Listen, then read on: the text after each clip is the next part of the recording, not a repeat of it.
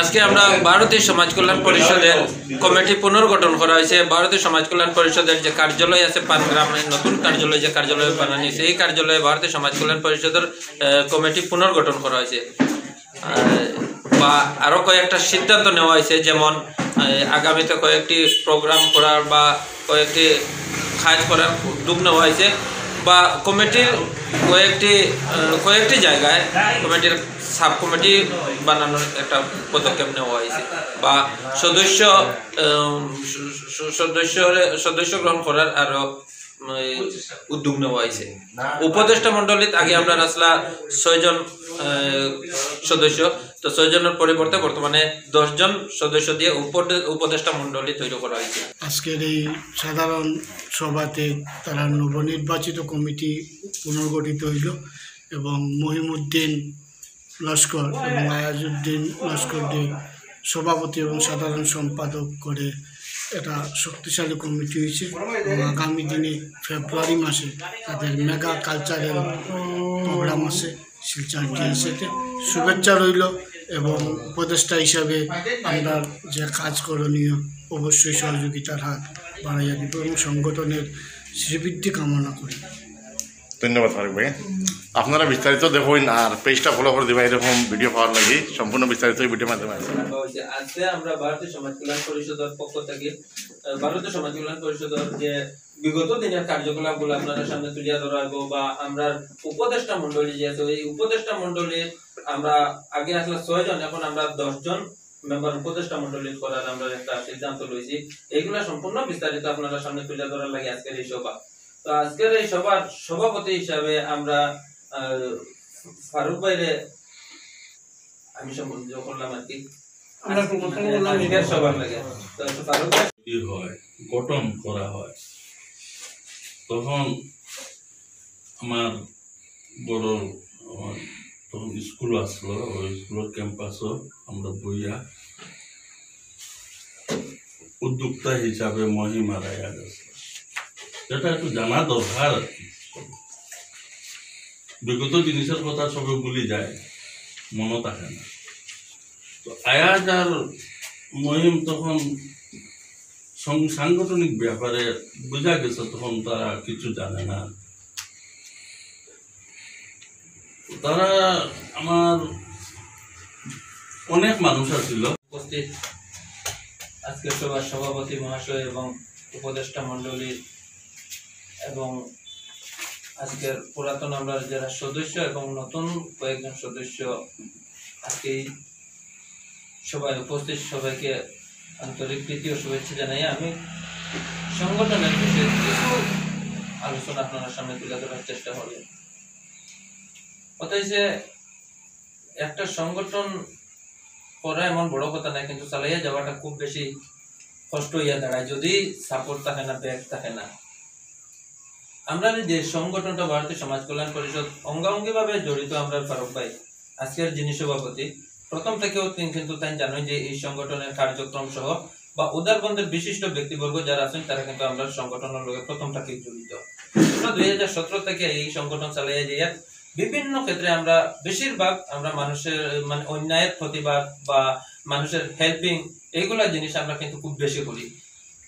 মধ্যখানে আমরা সাংস্কৃতিক অনুষ্ঠানও থাকে বা ক্রীড়া প্রতিযোগিতা, এগুলো আমরা কিছু মাঝে মধ্যে আমরা চালাইয়া যাই। যেতগুলা মানে সংগঠনের তরফে যতটুকু করা যায় ততটুকু আমরা করিয়ে যাই। এগুলা করিয়ে যেতে গেলে বিগত আগে যে আমরা সেক্রেটারি প্রেসিডেন্ট যারা আসলা তারা থেকে প্রায় 2019 ইংরেজিত আমরা এটা মানে কমিটি পুনর্গঠন করা হয়েছিল। আমার ভারতীয় সমাজ কল্যাণ পরিষদের কর্মকর্তাবৃন্দ এবং আজকে যারা উপস্থিত হয়েছেন সবাইকে এখানে উপস্থিত থাকার জন্য আমি ধন্যবাদ জ্ঞাপন করছি। আমিও ভারতীয় সমাজ কল্যাণ পরিষদের একজন, জানি না আমাকে কি পদে রেখেছিলেন। ভারতীয় সমাজ কল্যাণ পরিষদ এর মেন উদ্যোক্তা হচ্ছেন আমার আব্দুল হাই লস্কর।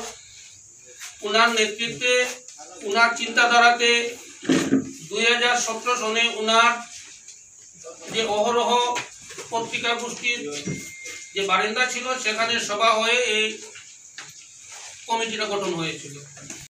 আমরা কাটাইয়া যাই বিশেষ করে এবারকেও যেটা আমরা প্রোগ্রাম করলাম ওটা একটু বেশি লস হয়ে গেছে।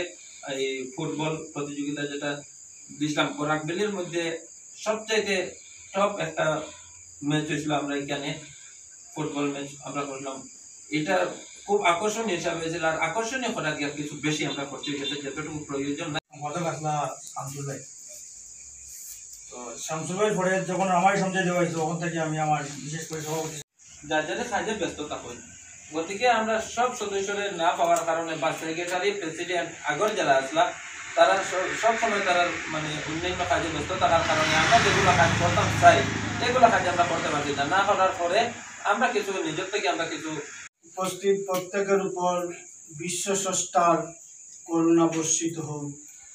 আমি শুরু করছি পরম করুণাময় আল্লাহর নামে।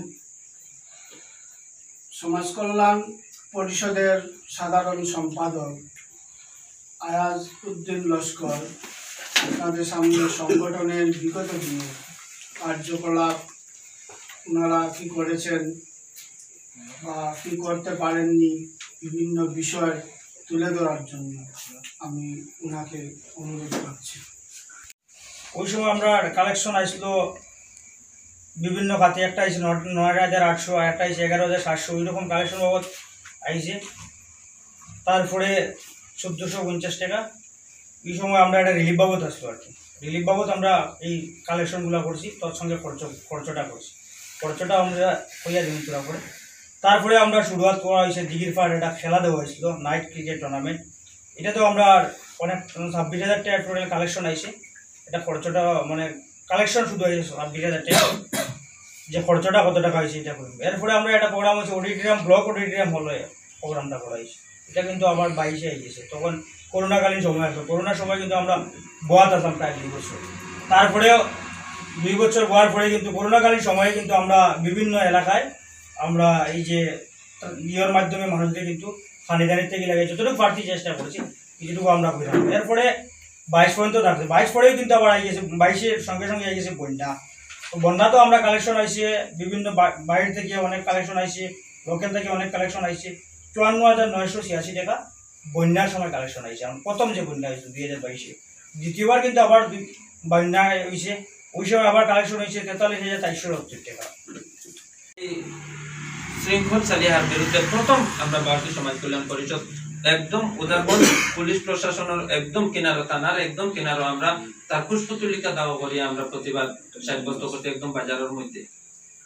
এ সময় আমরা লোকে কিছু আমরা সংগঠনের 2-1 জড়িত আসলাম, আর বাকি নতুন মানুষ আসলাম, নতুন সদস্য যারা তারা আসলে কিন্তু তারা অভিজ্ঞতা সংগঠনের বিষয়ে কিছু আলোচনা করার লাগে আমি আব্দুল্লাহ বাইরে অনুরোধ করি আর অল্প সময় কিছু কথা বললে।